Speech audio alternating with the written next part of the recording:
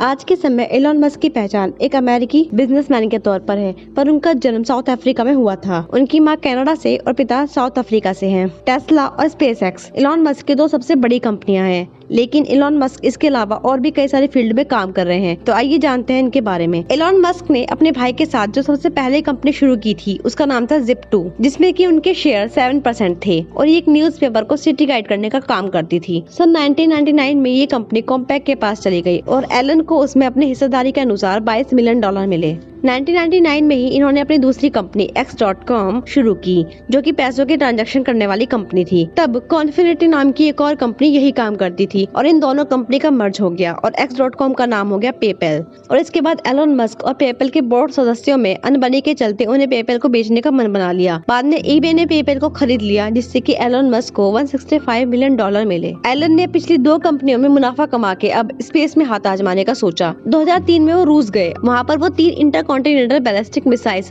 Rocket लेना चाहते थे, लेकिन एक रॉकेट ही $8 मिलियन का था। उन्होंने इरादा बदला और वापस आ गए। वापस आकर रॉकेट साइंस पढ़ने लगे और एक साल बाद उन्होंने अपने खुद का रॉकेट तैयार किया, जिसके बाद उन्होंने एक स्पेसएक्स नाम की कंपनी ही खोल डाली। लेकिन उनका पहला, दूसरा और तीसरा प्रयास भी फेल रहा। उन्होंने एक बार फिर उन्हीं पार्ट्स और अन्य कई पार्ट्स की मदद से एक नया रॉकेट तैयार किया। इस बार उन्हें सक्सेस मिली और उन्होंने बहुत ही कम लागत में रॉकेट तैयार किए और उसे अंतरिक्ष तक पहुंचाया। आज एलन मस्क की स्पेसएक्स के बनाए रॉकेट नासा भी यूज करती है और बहुत ही कम लागत में रॉकेट को अंतरिक्ष तक पहुंचाते हैं। टेस्ला, इस कंपनी के बारे में तो आप लोग जरूर जानते होंगे। टेस्ला इलेक्ट्रिक वाहन बनाने वाली एक कंपनी है। 2004 में एलन मस्क इस कंपनी में आए। उस टाइम ये कंपनी जो इलेक्ट्रिक वाहन बनाती थी उस पर कॉस्ट बहुत ज्यादा आती थी, इसलिए कारें मार्केट में बिकती नहीं थी। एलन की एंट्री के बाद कंपनी में उन्होंने बहुत ही सस्ती दरों में इलेक्ट्रिक कारों का निर्माण करवाया और मार्केट में बहुत तेजी से ये कारें बिकने लगी, जिससे कि टेस्ला आज इतनी बड़ी कंपनी है कि पूरे दुनिया में इनकी बनाई कारें जाती हैं और अब तो AI की मदद से ड्राइवर रहित टेस्ला कारें भी बन रही हैं। टेस्ला के अलावा एलन मस्क की एक और कंपनी है हाइपरलूप, जिसका पहली बार जिक्र एलन मस्क ने साल 2012 में किया था। ये एक पैसेंजर ट्रांसपोर्ट सिस्टम है जिस पर कई दूसरी कंपनियां भी काम कर रही हैं। इसका कॉन्सेप्ट स्पेसएक्स और टेस्ला ने साथ मिलकर तैयार किया है। लगभग वैक्यूम जैसे ट्यूब्स के अंदर प्रेशराइज्ड पोर्ट्स को चलाया जाएगा। इसके लिए इलेक्ट्रोमैग्नेटिक फोर्स का सहारा लेना होगा। चूंकि वैक्यूम ट्यूब के अंदर हवा का घर्षण रुकावट पैदा नहीं करेगा, इसलिए ये एक हाई स्पीड ट्रांसपोर्ट सिस्टम होगा। हाइपरलूप जमीनी ट्रांसपोर्ट का सबसे फास्ट जरिया होगा। इसके बाद नेक्स्ट कंपनी की अगर बात करें तो वो है OpenAI। AI यानी कि आर्टिफिशियल इंटेलिजेंस। ये टेक्नोलॉजी हर दिन अपने पैर पसारती जा रही है। जहाँ ये एक और बहुत हेल्पफुल भी है, वही भविष्य में इसकी खतरनाक साबित होने का भी डर है। कुछ लोगों को ऐसा लगता है कि मशीनें सीखते सीखते हमसे कहीं ज्यादा पावरफुल हो जाएगी और हमारे खात्मे का कारण भी बन सकती हैं।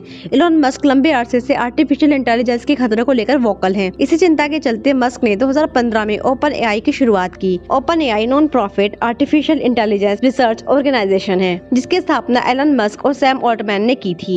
ये कंपनी आर्टिफिशियल इंटेलिजेंस पर रिसर्च करती है। इसका मकसद है कि AI मानवता के लिए दोस्ताना और लाभकारी साबित हो। इसके अलावा एलन मस्क एक और प्रोजेक्ट पर काम कर रहे हैं। एलन मस्क आपके माइंड को मशीन से जोड़ना चाहते हैं। हम या तो हाथों से मशीन को कंट्रोल करते हैं या फिर आवाज से, बट एलन मस्क को लगता है कि मशीन से संवाद करने का ये एक धीमा तरीका है। हम सीधे अपने दिमाग से मशीन को कंट्रोल कर सकते हैं। इसके लिए उनकी एक company Neuralink brain machine interface तैयार कर रही है, यानी ऐसी टेक्नोलॉजी की एक चिप आपके सर पर लगाने के बाद आपका दिमाग मोबाइल, कंप्यूटर या अन्य मशीनों से जुड़ जाएगा। नेक्स्ट कंपनी की बात करें तो वह है बोरिंग कंपनी। एलन मस्क की ये कंपनी ट्रैफिक समस्या को सुलझाने के लिए बनी है। सड़क पर गाड़ियां बढ़ती ही जा रही हैं और उसके लिए जगह कम होती जा रही है। इसके लिए मस्क ने जमीन के नीचे टनल बनाने की ठानी है। बोरिंग कंपनी शहरों के नीचे कई सुरंगें बनाएगी, जिससे शहर के ट्रांसपोर्ट को नीचे शिफ्ट किया जा सके। बोरिंग कंपनी हाइपरलूप प्रोजेक्ट के लिए एक सपोर्ट का भी काम करेगी। नेक्स्ट प्रोजेक्ट की बात करें तो वह है स्टारलिंक, जो कि स्पेसएक्स का ही एक प्रोजेक्ट है। स्टारलिंक के जरिए एलन मस्क दुनिया के हर कोने में इंटरनेट की पहुंच बनाना चाहते हैं। अब तक जिस इंटरनेट पर दुनिया चल रही है वो ज्यादातर जमीन के भीतर बिछी फाइबर केबल से चलता है, लेकिन इसकी पहुंच हर जगह नहीं है।